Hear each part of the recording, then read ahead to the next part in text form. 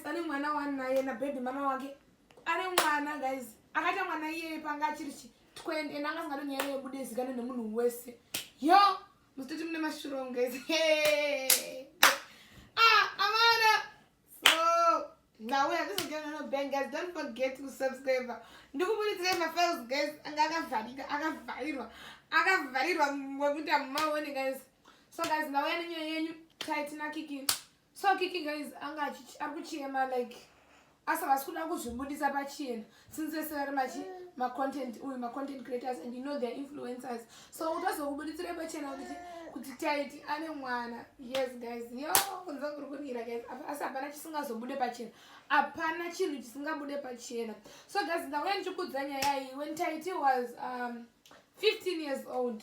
Ani musikana wakandanana naye achitotambura musikana ndo kujecha mukana kana mwana wacho onaka yo andanga chipaka ndipe mwenje kuti mazitema akati amen even knows.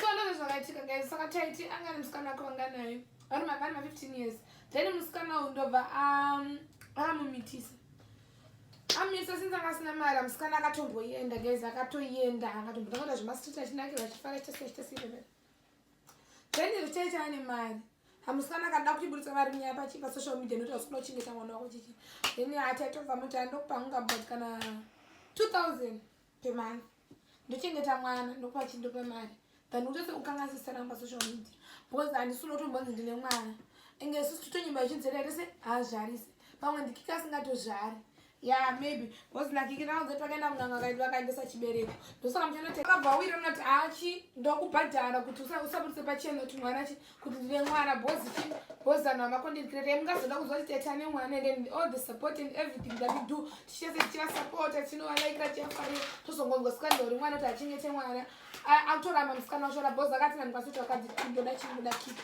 because nakiki kaenda vese munganga akapikira kuti achazofa vese nemuguva anenge ari vese nekugera anenge ari vese atinge tiri tese like everywhere so they don't want even anyone to know kuti ndo zvakaitika kuti vane mwana kuti mwana iyeye ndewaTytie because Tytie in as much as we know Tytie ari controlling and ofuchikika ndotyiko kuramba kanotochikutoita mhosva dzakawanda kuti andozorambwa naTytie ndozora nchitambura because munomuziva Tytie kuti agare nemukadzi in as much as he wants Kiki because Kiki anomushandisa for content zvinoyazobuda bobo panenge achimuitisa bebe achita seisese nepepe. So guys ndenge channel kuitika mastreets yo mastreets ari kupisa ari kurira shame saka mukadzi wachona uyu ari kubhadharwa mari hazvachide nditori nangu mukadzi wachona ndakatowedzera price because those people are making a lot of money saka ndatowedzerawo price yekuti ndisabuditse masini because hakuna chakavanzika chisingazobude in as much as they try kuzvihida in as much as they try kuti anhu ese musatomboziva Tytie ane mwana zvinotongobuda chete like the way azvatongoita sheshe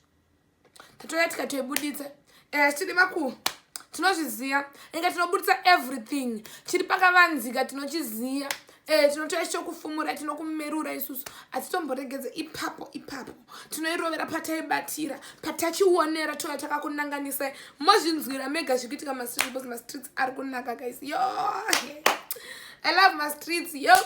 So guys ndazvikuitika izvozvo yo but yo zvakaoma guys please kana mungori nevana venyu chingoudzaiwo nyika kuti hatine mwana ndine mwana but Kiki. So guys Kiki on this story Kiki is not liking it because even Tytie anga kamuvanzira kuti akambomitisa so Kiki ari kuchema hachatombo ndosaka mukona kuti mauya ake anenge akangonyarara masikitsi ake anenge akangonyarara mazuva ano haachambosekereri like zvaimboita kudhara because of that story you know kana nhasi kufara from the inside unotoda kana fesi yake haichafari fesi yaKiki pakaipa guys pakashata yo like ndakutomunzwirawo tsitsi even inini wachona mosapa pachona anokandana nemunhu makugara mese mamukadzi nemurume ka muchita maassumptions ekuti tikuti makachata they should know everything like they should know everything what has been happening not kuti ovanzira munhu hamusoloti azive azviko guys let us try not to be like that.